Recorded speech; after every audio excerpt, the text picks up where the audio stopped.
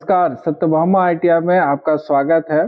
आज आप लोगों का जो चैप्टर लेके आया है वो है safety precaution and hand tools. ये चैप्टर सभी ट्रेड वाले के लिए बहुत ही इम्पोर्टेंट है। इसको हम लोग बारीकी से पढ़ेंगे, समझेंगे और इसका हर एक क्वेश्चन को समझेंगे ऑप्शन के साथ। और जिसको भी जो डाउट हो तो वो आप मैसेज भी कर सकते हैं कि हाँ इस टॉपिक में कोई तरह का डाउट है तो आप मैसेज भी कर सकते हैं। ठीक है, तो चलते हैं पहला क्वेश्चन पे कि इस हथौड़े का क्या नाम है। तो हथौड़ा हथौड़ा को हम लोग देखते हैं कि हथौड़ा का आकार क्या है। एक पहले हैंडल होगा, इस वाले भाग को हम लोग पहले हैंडल देखते हैं। एक मिनट, इस वाले भाग को हैंडल कहते हैं, इस वाले भाग को फेस कहते हैं, इस वाले भाग को होल कहते हैं, उसके बगल में जो है ये इसको होल कहते हैं। उसके ऊपर वाले भाग से जो है, इस भाग से जो है हम लोग पता करते हैं कि हथौड़ा का आकार कैसा है। तो यहाँ पर देखिए आपको हम चार हथौड़ा दिखाया है, चारों का व्यू भी दिखाया है। इस चारों व्यू को देख के आप समझ जाइए कि कौन सा हथौड़ा क्या है।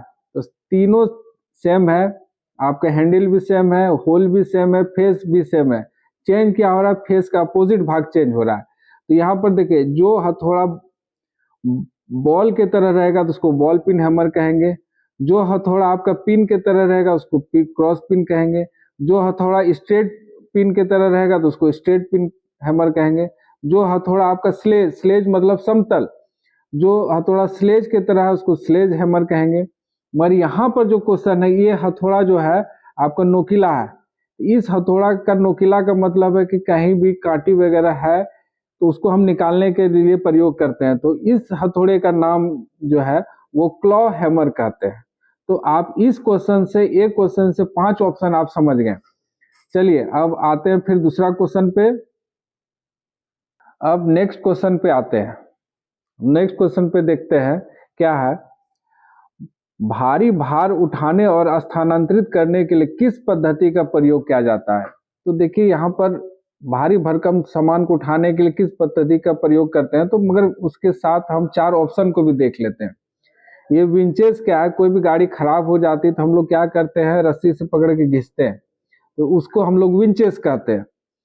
और उसके दूसरा वाला पॉइंट जो हम लोग देख रहे हैं, इसको हम लोग बोलते हैं crane and slings. Crane and slings क्या है, ऊपर वाला पोर्शन को क्रेन कहते हैं और ये जो रस्सी है उसको स्लिंग्स कहते हैं। तो इस क्रेन एंड स्लिंग्स का मदद इससे क्या करते हैं कि भारी भरकम सामान, जैसे कि रेलवे लाइन में पटरी से ट्रेन उतर जाए तो उसको उठाने के लिए, या कोई भारी भरकम गाड़ी गिर गया है उसको उठाने के लिए इसी क्रेन एंड स्लिंग्स का प्रयोग करते हैं। तीसरा ऑप्शन जो हम लोग देख रहे हैं ये है रोलर। लेयर्स एंड रोलर्स इसको कहते हैं, जो कि रोड बनाने कंस्ट्रक्शन में हम लोग देखते हैं। तो लेयर्स एंड रोलर्स हो गया। ये जो चौथा देख रहे हैं, ये चौथा वाला, ये है मूविंग मशीन मूविंग प्लेटफॉर्म। ये मूविंग प्लेटफॉर्म क्या करता है कि एक ढांचा बना हुआ है, जहां जहां काम है उसको मूव करके वहां वहां हम अपना काम कर सकते हैं। इसका प्रयोग हम देखते हैं पुल ब्रिज वगैरह बनाने में। तो अब जो है, अब इसका सही उत्तर जो होगा आप इसी ऑप्शन को देख के बता सकते हैं। भारी भरकम उठाने और स्थानांतरित करने के लिए कौन सा का प्रयोग करते हैं, तो ऑप्शन होगा बी, क्रेन एंड स्लिंग्स। तो आपका ऑप्शन बी हो गया। अब चलते हैं तीसरा क्वेश्चन पे। अब देखिए तीसरा क्वेश्चन देखते हैं, अपशिष्ट निपटान विधि कौन सी है जो गर्मी पैदा करती है। तो आप एक हम पिक्चर दिए हैं, एक ही पिक्चर पे आप सारा चीज समझ सकते हैं। रिसाइकलिंग क्या होता है, रिसाइकलिंग वो अपशिष्ट पदार्थ है, जैसे हम मिट्टी के बर्तन में चाय पीते हैं तो चाय पी के फिर मिट्टी में फेंक देते हैं, फिर मिट्टी में मिल जाता है, तो उसको हम लोग रिसाइकलिंग कहते हैं। रिसाइकलिंग को हम लोग पुनर्चक्रण कहते हैं हिंदी में। और एक होता है खाद बनाना, कंपोजिटिंग। कंपोजिटिंग क्या होता है कि हम लोग देखते हैं कि कोई भी वेस्ट मटेरियल है उसको जमीन में फेंक दिए, कूड़ा कचरा जो भी होता है उसको फेंक देते हैं, फिर वो जो है एक खाद्य पदार्थ बन जाता है, तो उसको हम लोग कंपोजिटिंग कहते हैं। और ये कंपोजिटिंग भी आप इस फिगर से देख सकते हैं कि लास्ट कॉर्नर पे जो है कंपोजिट करके खाद बनाया गया है। और तीसरा है इंसिनरेशन, जिसको हम लोग भस्मीकरण बोलते हैं। तो भस्मीकरण का मतलब क्या होता है कि बहुत सारा कूड़ा कचरा हो जाता है, जैसे अभी ठंडा का मौसम है, ठंडा का मौसम में हम लोग क्या करते हैं, लकड़ी जलाते हैं या जो भी कूड़ा कचरा उसको जला के आग तापते हैं, तो उसी को हम लोग इंक्रेशन कहते हैं। और चौथा है वेस्ट कंपेशंस, अपशिष्ट संगठन। तो इसका अपशिष्ट संगठन का मतलब ये होता है कि जो पदार्थ आपका बच जाता है, अपशिष्ट रूप से हो जाता है, तो उसको निष्पादन करने के लिए हम लोग प्रयोग करते हैं। तो इस चारों ऑप्शन को आप देख के आप इसका आंसर बता सकते हैं कि अपशिष्ट निपटान विधि कौन सी है जो गर्मी पैदा करती है। चारों विधि में गर्मी पैदा सिर्फ आपका भस्मीकरण करता है। नाम से ही पता चलता है कि वो भस्मीकरण है जिससे गर्मी पैदा होगा। तो आंसर होगा आपका सी, भस्मीकरण। अब देखिए यहाँ पर चौथा क्वेश्चन है, अब रेती के बारे में दिया है। इस रेती का नाम क्या है? आप 4 रेती देख रहे हैं। रेती का पहले टाइप देख लीजिए। हम बार बार रिपीट कर रहे हैं कि पहले ऑप्शन के साथ हम एक क्वेश्चन में 5 ऑप्शन कर रहे हैं, तो 5 टॉपिक हम क्लियर कर रहे हैं। तो देखिए ये रेती का एक पहला जो फिगर देख रहे हैं ये रेती है। इसमें आप देख रहे हैं सिंगल लाइन है। तो जब जिस रेती में सिंगल लाइन होगा उस रेती को हम लोग बोलेंगे सिंगल कट फाइल।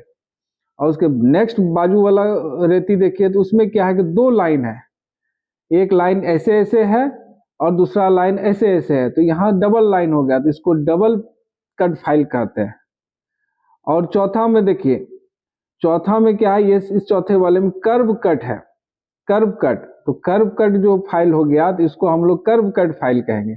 अब और तीसरा वाला में आते हैं। तीसरा वाला में देखिए कि खुदरापन है। खुदरापन का मतलब क्या हो गया, इस रेती से कोई भी खुदरा चीज को समतल करने के लिए प्रयोग करते हैं, तो इस फाइल को हम लोग रेस्प कट फाइल कहेंगे। और ये जो डायग्राम है ये डायग्राम भी रेस्प कट फाइल का ही है, आप मिलान कर सकते हैं। इसका सही उत्तर होगा ए, रेस्प कट फाइल। चलिए फिर अगला क्वेश्चन चलते हैं। देखिए ये भी बेहतरीन क्वेश्चन है। अब ये है कि अब फर्स्ट एड का ये क्वेश्चन है। फर्स्ट एड में ये पूछा जा रहा है किस प्रकार की कृत्रिम श्वसन विधि का प्रयोग उस पीड़ित के लिए करते हैं जिसकी छाती और पेट में चोट हो। देखिए चोट लगने का तो बहुत तरह का तरीका है। पेट छाती में भी चोट लगता है, पीठ में भी चोट लगता है, मुंह में भी चोट लगता है। तो उसमें आपसे क्वेश्चन साफ साफ पूछा गया है कि ऐसा कौन सा विधि है, ऐसा कौन सा विधि है जिसमें आपको चोट जो है सीने और पेट पे लग जाए, तो उसमें से कौन सा विधि करेंगे। तो हम लोग थोड़ा सा विधि को भी समझते हैं।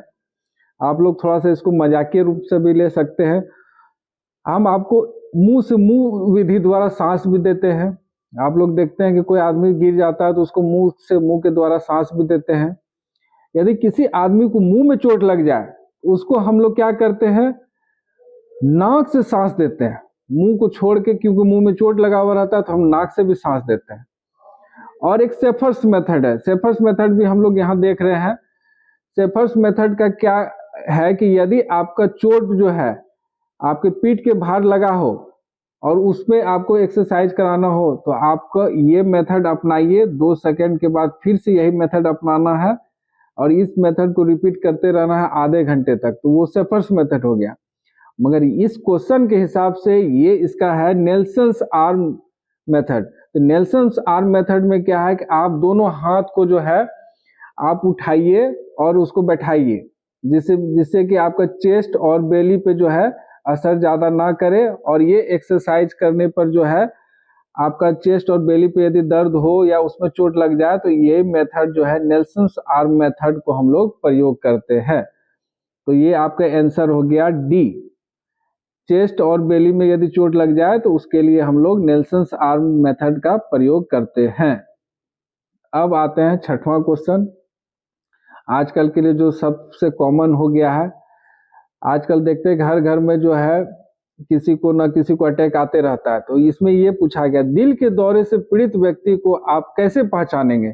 अब ये बताइए कि दिल का दौरा पड़ गया और किसी को अब आप उसको कैसे पहचानेंगे। तो इसका साफ साफ है, यदि कोई भी आदमी को दिल का दौरा पड़ जाए और उसके ओठों का रंग यदि नीला पड़ जाता है तो समझ जाइए कि उस व्यक्ति को जो है आपको अटैक आ गया है। तो इसलिए दिल के दौरे से पीड़ित व्यक्ति को आप पहचानेंगे कैसे, ओठों के चारों ओर नीला रंग पड़ जाना। और डायग्राम के साथ भी आप देख सकते हैं कि आदमी का जो है नीला रंग पड़ गया है।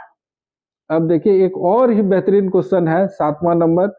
क्योंकि आप लोग ध्यान नहीं देते हैं, हम बार बार रिपीट कर रहे हैं। किसी को किसी भी क्वेश्चन पे दिक्कत हो, आप हमसे क्वेश्चन कीजिए, आप मैसेज दीजिए, और आप मेरे बारे में जानते हैं कि कोई भी डाउट होगा तो हम उस जितना भी चीज़ हम पढ़ा रहे हैं उसको 100% आपको उसका हम एक्यूरेसी के साथ जवाब देंगे। ठीक है, अब अगला क्वेश्चन पे आते हैं। अगला क्वेश्चन भी आपके लिए बहुत ही इंपॉर्टेंट है। इस क्वेश्चन को समझना है कि 5S कॉन्सेप्ट क्या है। तो 5S संकल्पना में निम्न में से कौन सा चरण स्टैंडर्डाइजेशन को अंकित करता है। तो अब देखिए, अब क्या है कि हम लोग 5S कॉन्सेप्ट से कोई भी काम करते हैं, जब भी हम ऑफिस में बैठते हैं तो 5S कॉन्सेप्ट के साथ करते हैं। तो 5S कॉन्सेप्ट में क्या होता है कि पहले हम सॉर्टिंग करते हैं, कौन सा काम सॉर्ट करना है, कौन सा काम को कैसे करना है। तो क्या है कि फाइल बिखरा हुआ है, मान के चलिए हम फाइल को सजा रहे हैं, ऑफिस को सजा रहे हैं, तो सॉर्ट करते हैं कि कौन सा चीज किधर किधर है, तो सबको सॉर्ट असेंबल कर लीजिए। और दूसरा है सेट इन ऑर्डर। तो स्टेप 2 में आता है सेट इट ऑन ऑर्डर, मतलब जो जो जिसका जहां फाइल रखाना चाहिए उस जगह पे आप रख दीजिए। और तीसरा है साइन। साइन का मतलब ये हो जाता है कि रखने के बाद उसको जो है थोड़ा सा साइन का मतलब उसको साफ सुथरा करके उसका पोजीशन दे दीजिए। और चौथा होता है स्टैंडर्डाइजेशन। स्टैंडर्डाइजेशन का मतलब होता है कि जिसका जो वैल्यू होता है जिस पेपर का, अब कोई पेपर का बहुत ही डिमांड है उसको हमको अलमीरा में रखना चाहिए, कोई पेपर का ज़्यादा डिमांड नहीं है तो हम टेबल पे भी रख सकते हैं, या जो पेपर का बहुत ज़्यादा काम है तो उसको हम अपने पास टेबल के पे अपने सबसे नज़दीक रखते हैं, तो वो स्टैंडर्डाइजेशन करते हैं। और सस्टेन का मतलब हो गया कि ये जितना चीज़ हम लोग जो कर रहे हैं उस चीज़ को फॉलो करते रहे, यही होता है आपका 5S कॉन्सेप्ट। तो हम लोग हर काम के लिए 5S कॉन्सेप्ट का प्रयोग करेंगे। तो इसमें चौथा स्टेप जो पूछा गया है वो चौथा मतलब स्टैंडर्डाइजेशन किस स्टेप में आता है, तो वो आपका चौथा स्टेप में आता है। यहाँ डायग्राम के साथ आपको हम दिखा भी रहे हैं कि 4th स्टेप में स्टैंडर्डाइजेशन आता है। स्टेप 4 होगा आपका आंसर, सही आंसर आपका स्टेप 4 हुआ।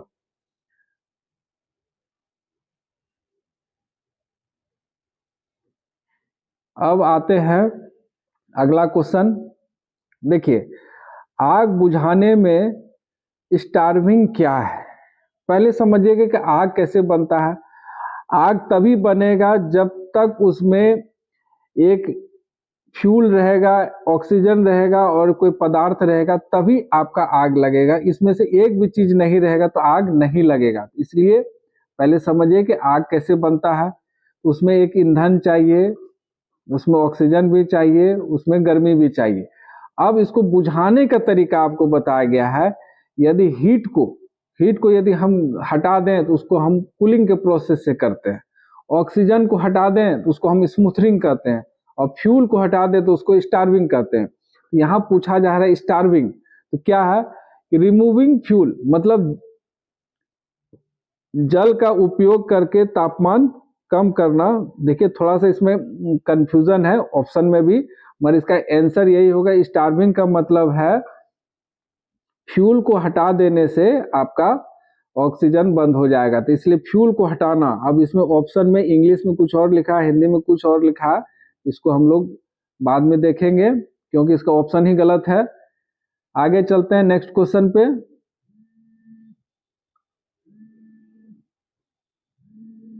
एक मिनट।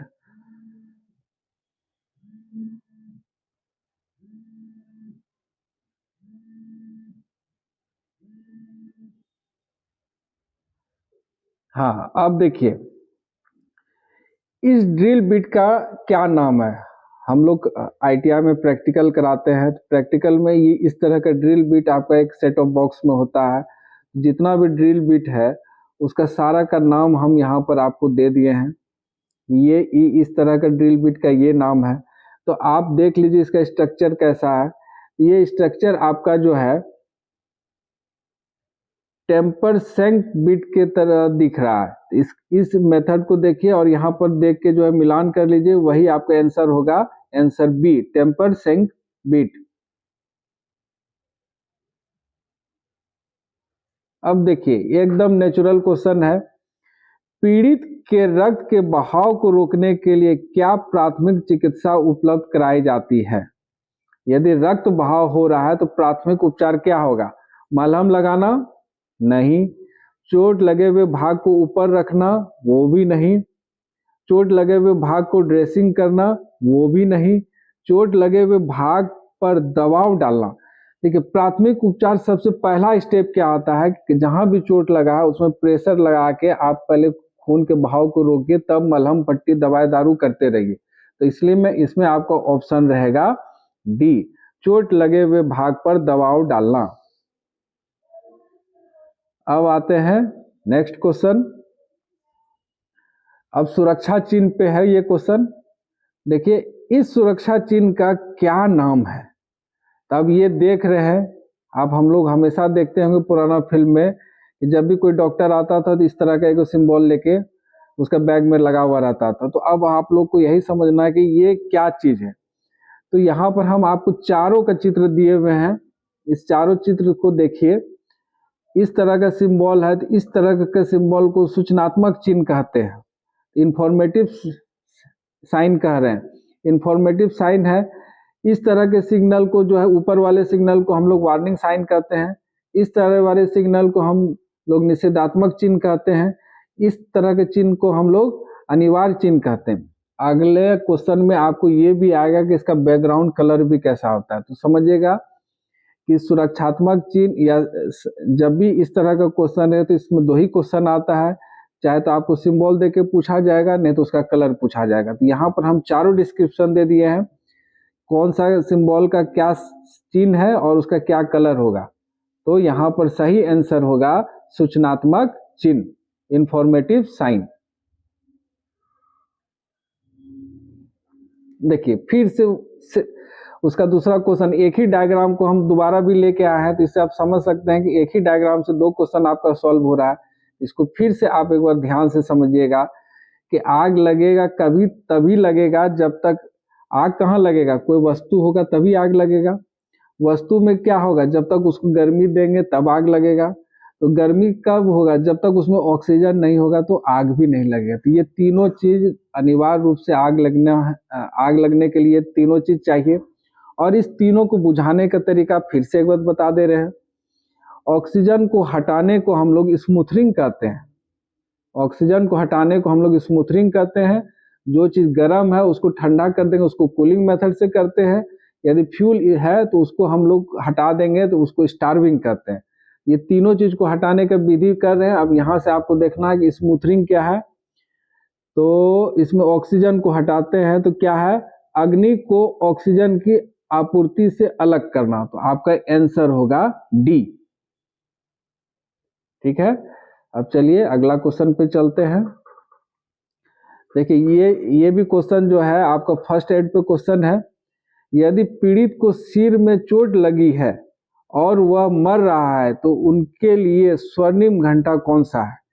पहले समझिएगा स्वर्णिम घंटा क्या होता है। स्वर्णिम घंटा वह होता है, इस टाइम पीरियड में जो आदमी जिंदा रह गया तो उसका जिंदा रहने का चांस काफी बढ़ जाता है, उसी को हम लोग स्वर्णिम पीरियड कहते हैं।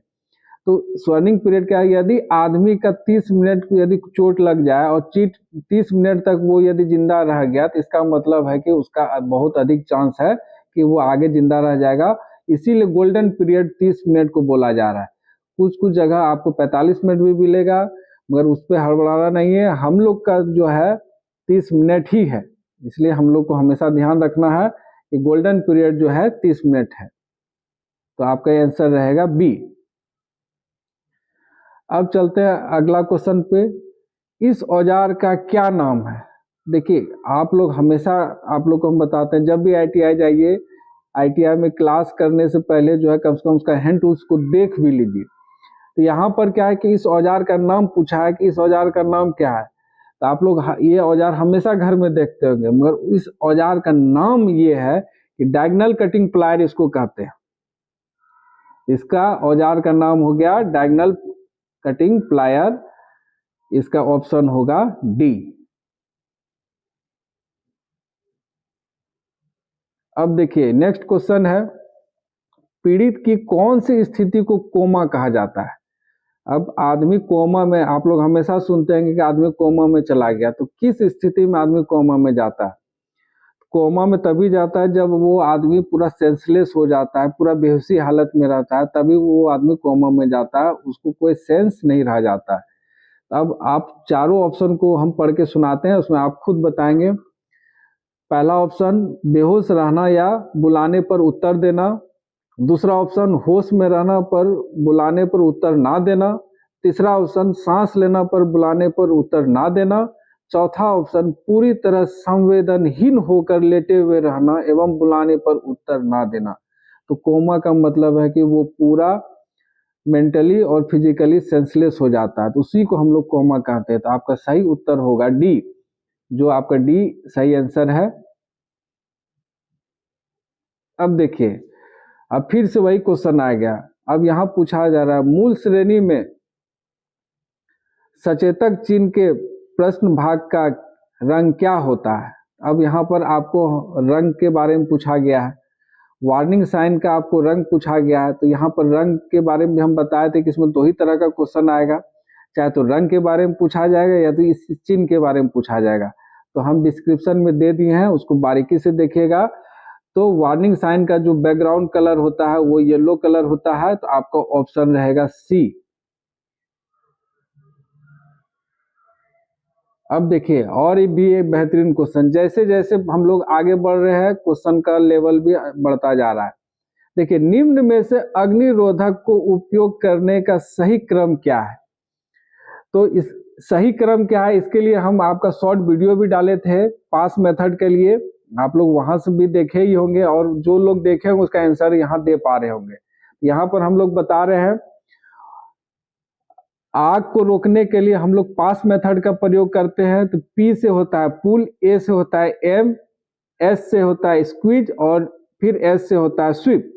तो जब भी आग लगता है तो उसमें एक पॉइंट पिन पॉइंट रहता है, तो उसको हम लोग निकालते हैं पिन पॉइंट को। पिन पॉइंट को निकालने के बाद जो है जहां पर आग लगा है वहां पर हम लोग उसको फ्लश करते हैं, एम लगाते हैं, तो उसको हम लोग एम कहते हैं। और जहां आग लगा है तो उसके ऊपर स्क्वीज मतलब छिड़काव करते हैं, उसके बाद झाड़ू की तरह झाड़ू मारते हैं, उसको हम लोग स्वीप कहते हैं। तो इसीलिए पुल, इसका फुल फॉर्म के हिसाब से जो आपका आंसर होगा वो होगा पुल एम स्क्वीज स्वीप पहला, इसलिए आपका आंसर हो गया ए। अब देखिए, फिर हम बार बार बोले थे कि इसमें कि चिन्ह आपको दो ही तरह का क्वेश्चन आएगा, एक चिन्ह पे क्वेश्चन आधारित आएगा और एक आपका कलर के आधारित। फिर चिन्ह का क्वेश्चन है, इस सचेतक चिन्ह का नाम क्या है। आप लोग हमेशा ध्यान देते होंगे कि जब भी गाड़ी चलाते हैं तो स्कूल जब आता है तो इस तरह का चिन्ह आप लोग देखते होंगे, इस तरह का चिन्ह आप लोग को देखने के लिए मिलता है। तो इसका मतलब क्या हो गया, इसका मतलब है कि पेडेस्ट्रियन क्रॉसिंग इसको कहते हैं। मगर हम लोग को इस सब के भी ऑप्शन के बारे में देख लेते हैं। ये जो पहला ऑप्शन देख रहे हैं, जब बच्चा स्कूल रहता है तो ये दो बच्चा का जो डायग्राम देख रहे हैं ये स्कूल का सिंबल रहेगा।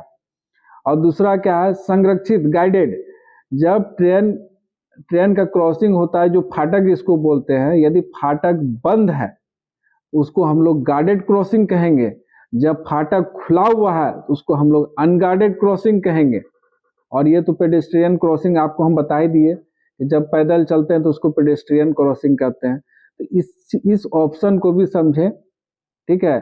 जो स्कूल के पास सिंबल रहता है तो उसको स्कूल का सिंबल देते हैं।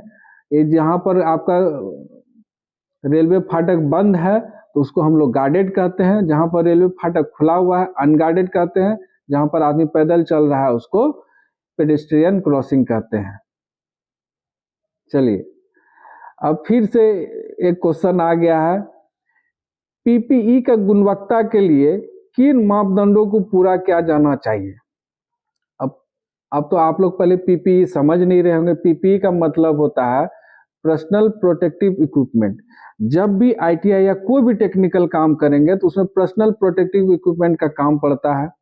पर्सनल प्रोटेक्टिव इक्विपमेंट का मतलब होता है कि काम करने वक्त जो भी सेफ्टी लेना है आप वो सेफ्टी ले सकते हैं। तो इसमें पूछा जाए कि पीपी का गुणवत्ता क्या होना चाहिए। तो मान के चले कि आप हेलमेट पहनते हैं, ग्लव्स पहनते हैं, गूगल्स पहनते हैं, शू पहनते हैं, तो इसका यूज क्या है? इसका यूज सिंपल सा है कि जब तक ये अच्छा मजबूत नहीं रहेगा तो वो काम नहीं करेगा। इसलिए हमेशा पीपी किट जो है, आप देखे होंगे किसी का भी पीपी किट देखिएगा तो वो बहुत ही अच्छा रहेगा क्वालिटी में। तो ये क्या है, अब यहाँ ऑप्शन से देखते हैं। यह खतरों को सह सकता है, इसे लंबे समय तक इस्तेमाल किया जा सकता है, सही गुणवत्ता वाली सामग्री से बना है, कम लागत है। तो हम पहले ही बताए कि ये बहुत ही अच्छा क्वालिटी का रहता है। तो इसका ऑप्शन होगा सी, अच्छी गुणवत्ता वाली सामग्री से बना हुआ। तो ऑप्शन होगा सी, पीपी किट जो है अच्छी गुणवत्ता से बना होता है। अब क्वेश्चन चलते हैं, कंडक्टर के आकार को मापने के लिए किसका उपयोग किया जाता है? तो देखिए, कंडक्टर को मापने के लिए, कंडक्टर का मतलब यहाँ सिंपल सा है तार। तार को मापने के लिए किस चीज का प्रयोग करते हैं? तो आप लोग बहुत लोग जान भी रहेंगे, मगर यहाँ ऑप्शन को भी बताना है। ऑप्शन को बताना है तो पहला जो है बेवेल गेज है, इसको हम लोग बेवेल गेज कहते हैं। इसको हम लोग वर्नियर कैलिपर कहते हैं। इसको हम लोग डेप्थ गेज कहते हैं। मगर हम लोग जब तार का जो मोटाई नापते हैं उसको हम लोग SWG के से कहते हैं, स्टैंडर्ड वायर गेज।